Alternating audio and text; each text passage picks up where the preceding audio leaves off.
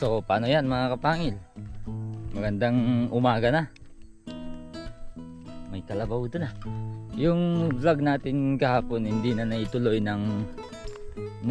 kasi after lunch sobrang mainit na mga kapangil eh. Hindi ko na sinama si Pengay sa bukid.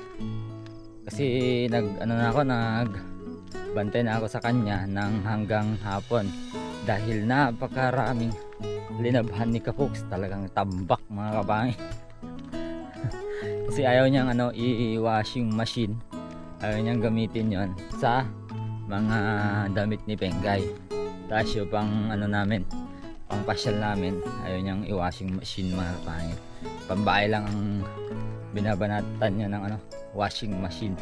Sobrang na daw, sakit na daw ng kanyang kamay mga kapangil kasi tambak talaga yung linabhan niya dahil 2 weeks yata namin labahin dahil sa sobrang busy ko sa bukid. Kasi kapag maglalaba siya, ako yung nagbabantay kay Pengay dahil pag naglaba siya na andyan si Pengay, hindi rin siya makakapaglaba mga kapangil, maglalaba si Pengay.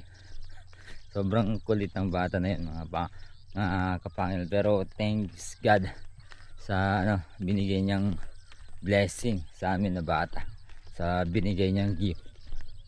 So yan, mag-spray tayo sa kamatis mga kapangil. Mag-spray tayo sa kamatis. Talong muna. Anyway, marami naman to, isang karga to mga kapangil. Hindi man siya gaanong marami yung ating kamatis. Namumulaklak na to mga kapangil, mamumunga na siya. Antayin na tayo.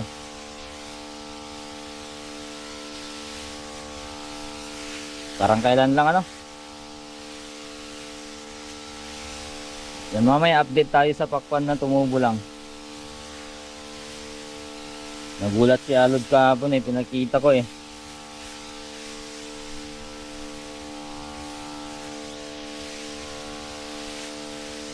Buti wala pang hindi pa siya inaatake ng shoot borer. Yun ang talagang kalaban ng talong shoot borer.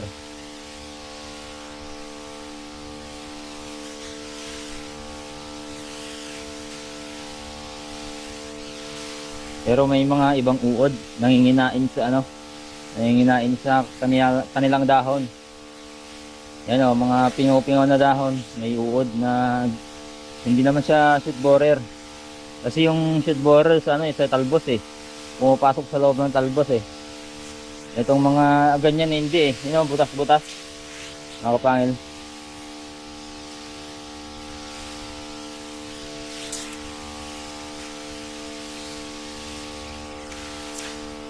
Laki pa namang uod. May maliit dun Baka iba naman yan. Iba na naman.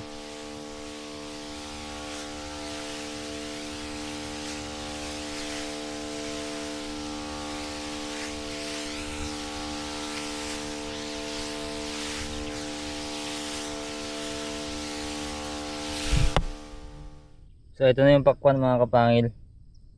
Ayan, malaki na yung baging niya. So talagang mas payat yung baging ng tumubong pakwan lang. Yun, kung makikita nyo yun mapayat. Mas payat lang ng konti. So antayin lang natin pag bumunga na.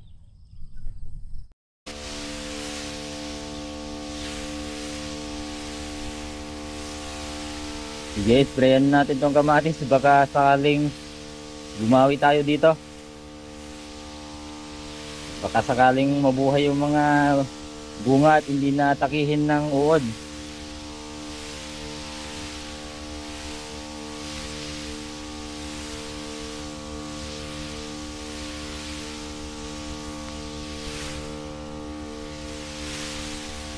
Yan, namatay at balang araw ma-unlay din natin to. Daming bunga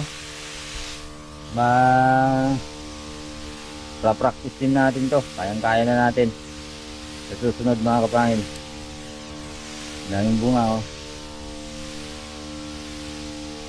Ang kinaka tuwa ko dito, ito pa lang yung tanim ko ng kamatis na walang leaf curl. Walang leaf curl virus mga kapangil.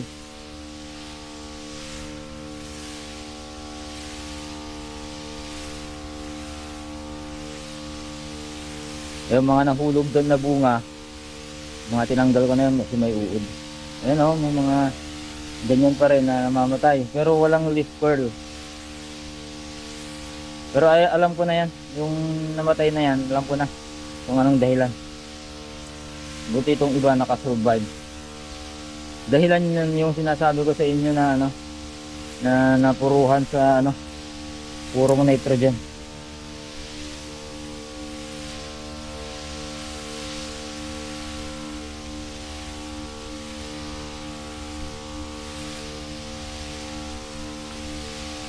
Yan o. Hindi ko alam kung magkano ng presyo ng ano kamatis ngayon, kasi yung kamatis na binili ko nung nakaraan, yung sa talipa pa na yun mga kapangil, 35 per kilo, pero talipa pa naman yan.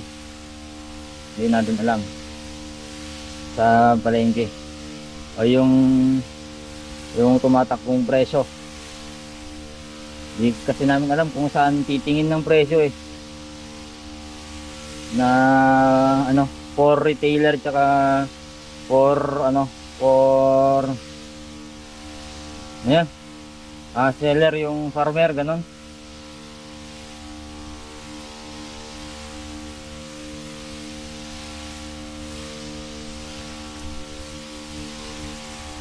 Daming bunga, no? Dami. Yan, uwi muna ako mga kapangil. Hindi, tinext ko lang para ano, para may pupuntahan kasi ako mga kapangil. Pupunta tayo ng barangay hall dun sa Kilaalod kasi meron daw ano, ayuda. Yan, ayuda para sa mga farmers and fishermen. Yan mga kapangil. So flex ko lang to, medyo lumaki-laki na siya. Yan, malaki na pero namumunga na mga kapangil, no? Nakahabol. So ito ang isa pa sa dahilan, no, para tayo ay dapat hindi sumuko mga kapangil sa buhay. Yung ito, tignan niyo tong talong na to mga kapangil. Kung napanood nyo yung araw na transplant ko to, napakaliliit mga kapangil. Yung dahon niya halos ganito lang kalaki yung dahon niya mga kapangil. Ganyan lang kalaki yung dahon niya. So tignan nyo ngayon kung gaano na siya kalaki. Yan, no, gaano nang kalapad yung dahon mga kapangil. Seedling yan, talagang hirap na hirap mga kapangil.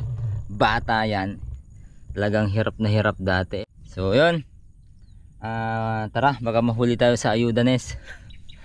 Okay, thank you sa panonood. Kita-kits tayo mamaya dun sa ano, baka maraming tao dun. Tignan ko, itatry ko kung kaya kong ipitikan. Okay, tara. Yan, good morning mga kapangil. Medyo late na ng morning to.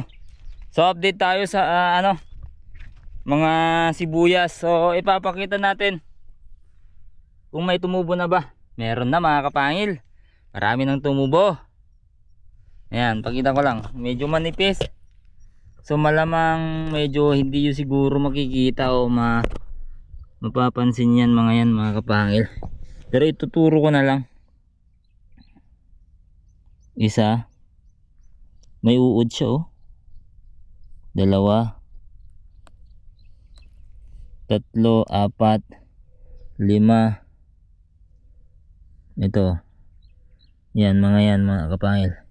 Ito, ay kahit ganito pala siya kalaki pa lang, i-sprayan na siya kasi may mga uod. Pero isa pa lang naman yung nakita ko, maliit na uod, nadapo mga kapangil. Ito sila, ito.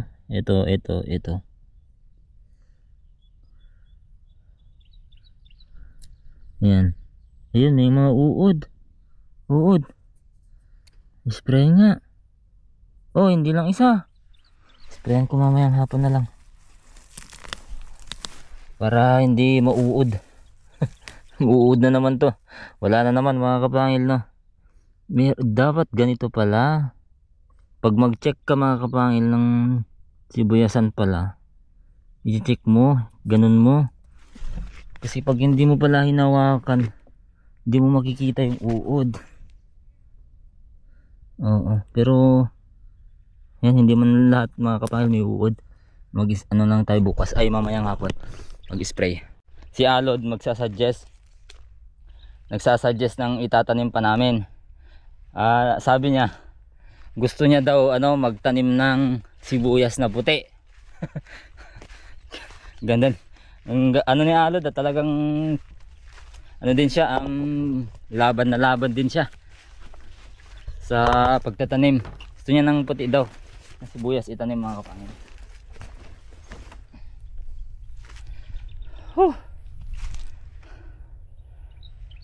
Siguro Son makakapagtanim tayo nun. Son, subukan natin. Ngayon ang gagawin ko naman, magsiselect mga kapangil, no. Magsiselect selection sa sa pakwan, vine selection. Kasi kapag maraming masyadong vine mga kapangil, mas yung mga ibang bunga hindi na develop. Yan, tulad yan, may mga vine silang marami dapat dito ang ginagawa ko lang dito ay mga mga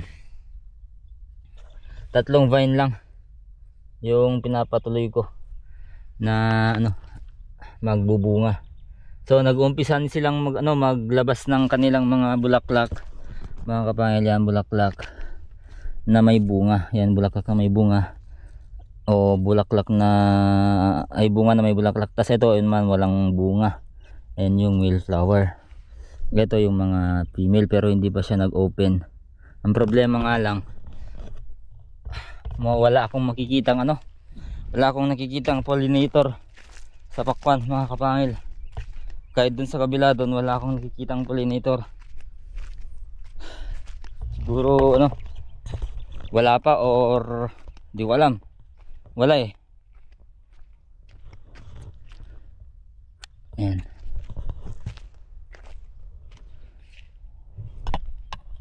Doon tayo mag-umpisa. So dito tayo sa pakwanan. Ito yung huli. Sa banda dyan mga kapangil, nakapag-select na pala sila Alod tsaka si Paul kahapon.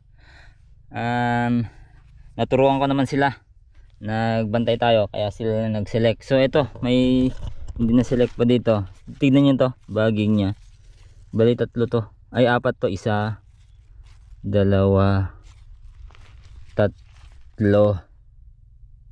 4. Yan. So ang pipiliin ko mga kapangil na tatanggalin dito ay yung pinakamahina. Yung alam nating pinakamahina kasi talaga ang maximum lang sa akin ang ginagawa ko mga kapangil, sarili kong pamamaraan. Although marami na ganito na ginagawa sa vlogger, pero yung iba 2 din, yung iba 2 yung tinitira. Tapos yung iba naman 4, sa akin 3 naman mga kapangil. Tapos meron din 3 na nakikita ko. So na maganda naman silang lahat mga kapangil, no, yung bagging. So yung tingin ko natatanggalin ko na lang ay yung pinakamahina na tingin ko mga kapangil. So yung pinakamahina na tingin ko ay natatanggalin ay yung medyo magkakapara silang maganda mga kapangil Itong mas malayo sa puno yung tatanggalin ko mga kapangil. Ito, so tanggal na yan. Ganun ang pagsiselect natin. Ang nakaraan sa sweet gold natin di tayo nakapag-select mga kapangil. Pero yung stripe noon na malalaki na pinaano natin noon ay nakapag-select tayo doon dati. So may mga naman, may mga dati naman na na 3 lang, may mga talagang 3 lang yung bagging. So hindi na natin tinatanggalan yon. Ito hindi na siya natalbusan mga kapangil. Yan, tatanggalin na lang natin yung iba. So kapag hindi natalbusan, ginagawa ko dyan 2 lang ang matitira. Yon mga kapangil ang ginagawa. Ito 4 to mga kapangil. So ang tingin ko pinakamahina ito nasa malayo sa puno. Yan. Okay, may supling pa doon na humabol.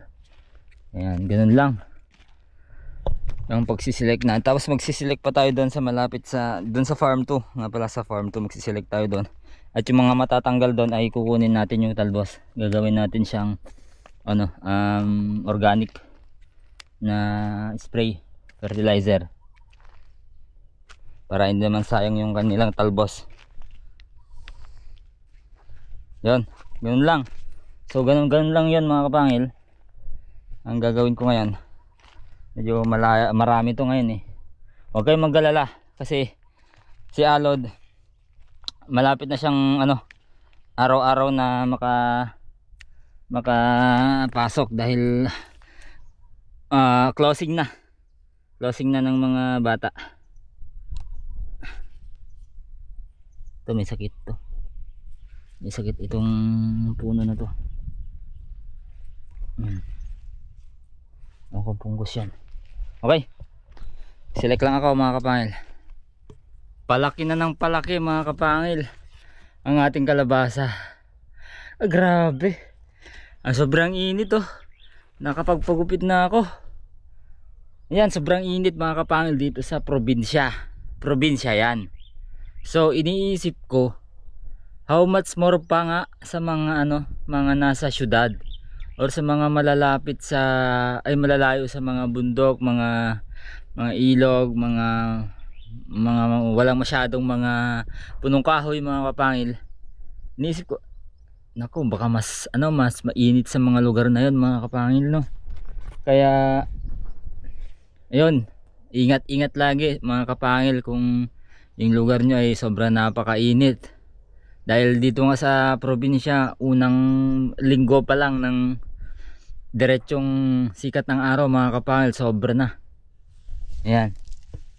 Diba? Yan o, tignan nyo, malalanta na yung mga damo. Halos na mga kapangil. Parang wala nang buhay. Kung hindi ko na nga lang kino-color grade itong camera, itong footage ng video na to mga kapangil, talagang makikita nyo kung gaano kalanta yung damo mga kapangil, no? So since talagang kailangan na natin ng tubig mga kapangil, kailangan na natin ng tubig sa ating ano, mga tanim, ayusin na natin yung water pump kasi yung water pump namin sira mga kapangil. Sira yung water pump. Nag-stack up yata yung kanyang ano, karburador. So dito na ako mag-ayos kasi para mahangin pa rin. Buti dito mahangin mga kapangil, pero kung wala ka na sa lilim dito sa lugar namin, ako, wala ka na sa lilim, napakainit, grabe. Yan, naglalantaan yung mga ano, yung pakwang kanina, may mga ano, apat na puno ang binunot kasi talagang lanta na mga kapangil. Yan, baklas na mga kapangil yung water pump. Tapos nakita ko kinalawang itong kanyang tangke dahil ito ay na-stuck noong ano, nabaha. Tapos ito kanyang karburador mga kapangil may kalawang din. Yan, nilagyan ko to ng bato mga kapangil. Tapos para alugin ko, matanggal yung kalawang, and then alilinisan natin. Sana gumana. Yan, napaandar ko na isang beses, kaya nga lang inoff ko muna kasi hindi ko na mabuhat kapag mainit na. So ito siya.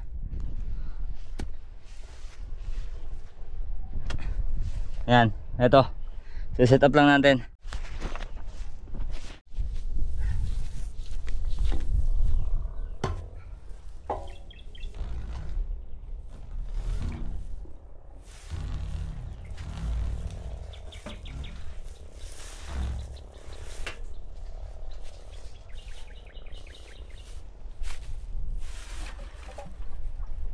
Okay na yung sigurado na may patubig mga kapangil kaysa sa wala. Hindi natin alam kung uulan pa eh.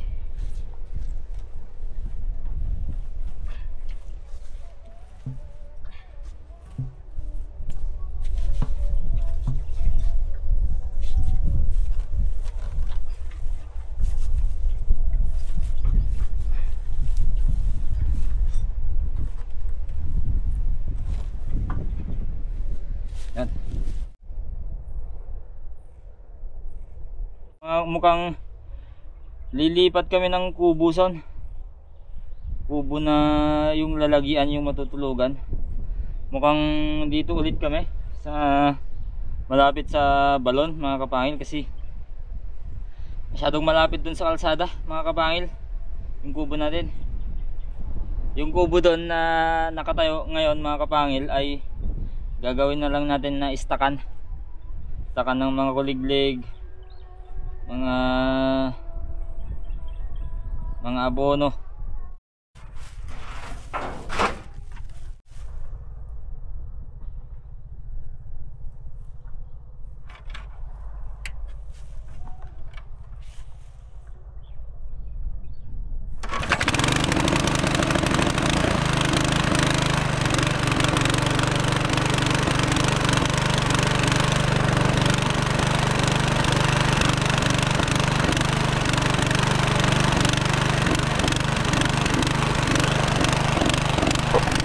Sana lumabas.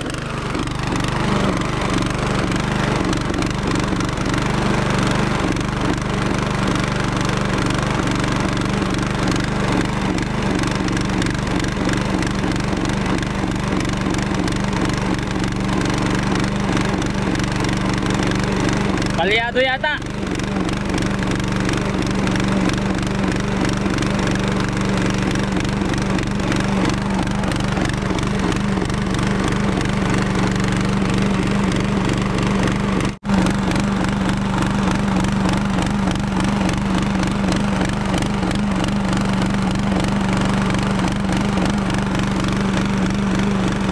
Come on, come on.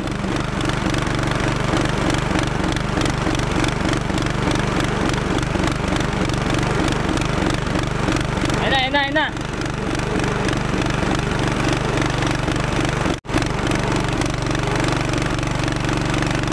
Yun, stable na. Yun na.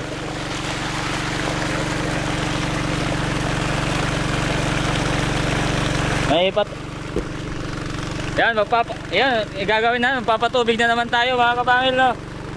Yan, ang palayan, no?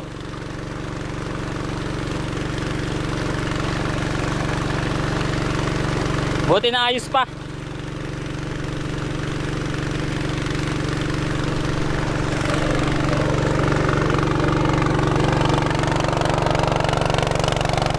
Papatubig kami ng pakwan, kapag dyan na sila alod, kailangan natin sila eh. Ano?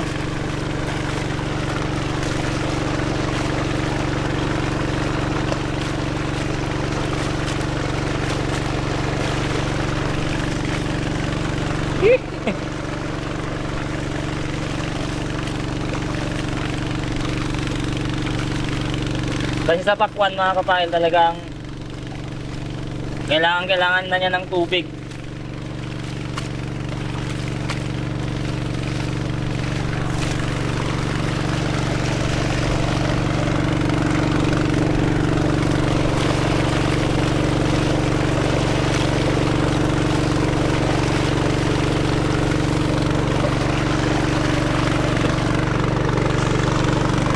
Kukunin natin yung drum. Yan, off muna tayo dun sa ano, sa water pump na yon.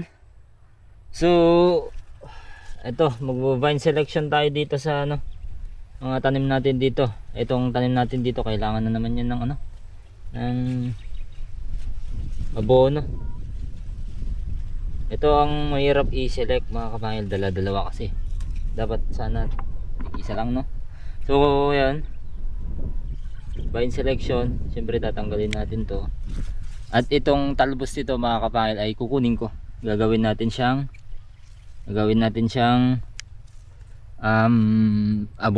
fertilizer pang spray mga kapangil. Ayan yung balde sa likod ko. Yun, may bunga na siya mga kapangil na yun, no? May tama yung bunga. Mahirap talaga i-select to. Ganito na siya kakapal, pero pasalamat tayo kasi ganito kakapal. Mahirap naman kung ano siya, ano, nipis ano.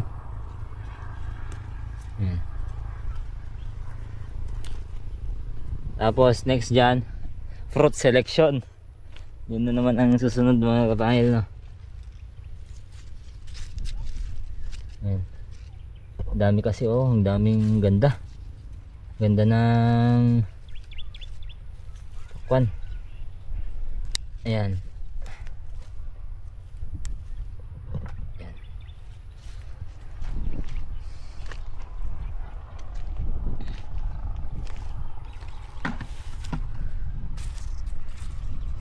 Ayan, oh, may bunga dun, oh. Tanggalin natin. Ayan, oh, may bunga.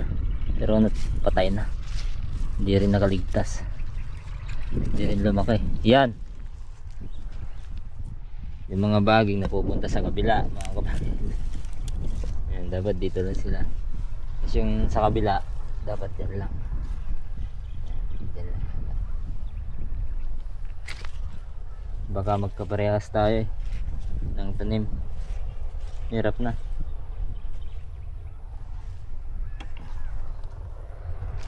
Yun, so naninilaw sila. Kailangan ng abono talaga mga kapangil. Yung abono sa kabila hindi pa naubos, oh. Meron pa rin. Hirap to i-select, pero tiyagaan natin mga kapangil.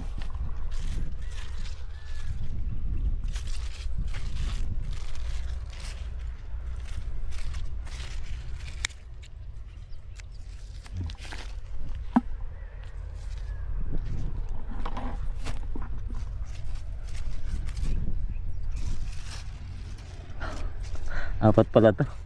Apat yan mga kapangil.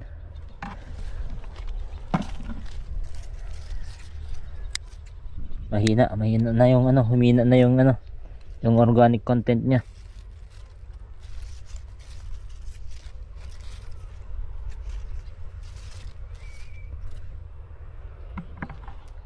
Yan, so dalawang linya lang yung natapos ko mga kapangil, kasi medyo kahit pa paano medyo makapal naman, lalo na sa bandang gitna mga kapangil, yung pakwan natin na tumubo. Ay sana'y magtuloy-tuloy.